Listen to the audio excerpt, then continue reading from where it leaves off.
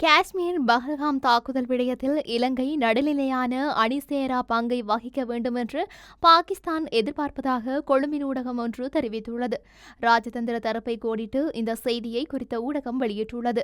பஹல்காம் தாக்குதலை அடுத்து ஜனாதிபதி அனுரகுமார திசாநாயக்க இந்திய பிரதமர் நரேந்திர மோடியுடன் தொலைபேசியில் பேசிய பின்னர் ஜனாதிபதியின் ஊடகப் பிரிவு வெளியிட்ட அறிக்கையின் அம்சங்களை பாகிஸ்தான் அதிகாரிகள் கவனத்தில் கொண்டுள்ளனர். இந்த நிலையில் 2025 மார்ச் 11 அன்று பாகிஸ்தானின் பலுசிஸ்தான் மாகாணத்தில் பயணிகள் தொடருந்தை பலுச் பிரிவினைவாதிகள் கடத்திய சம்பவம் தொடர்பில் இலங்கை ஜனாதிபதி தமது நிலைமையை காட்டாதது ஏன் என்று பாகிஸ்தான் அதிகாரிகள் கவலை கொண்டுள்ளதாகவும் ஊடகம் குறிப்பிட்டுள்ளது.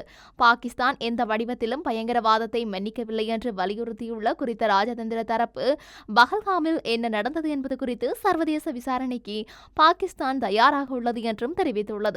சிந்து நதி நீரை அதன் விவசாயத்திற்காக நிறுத்தி வைத்தால் பாகிஸ்தான் ராணுவ ரீதியாக பதிலளிக்கும் என்று தரப்பு தெரிவித்துள்ளது. அதேவேளை இந்திய பாகிஸ்தான் விடயத்தில் தமது நாடு நடுநிலையாக செயல்படும் என்று இலங்கை வெளியுறவு அமைச்சகம் ஏற்கனவே அறிவித்துள்ளமை குறிப்பிடத்தக்கது.